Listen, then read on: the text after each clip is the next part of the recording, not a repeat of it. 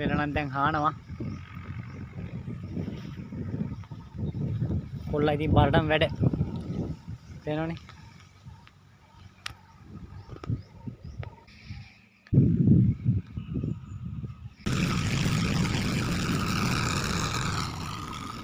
අර ඈත තමයි රැට්ටේ තියෙන්නේ. පොඩ්ඩක් අවු වෙట్లా තියෙන දැන් නම්.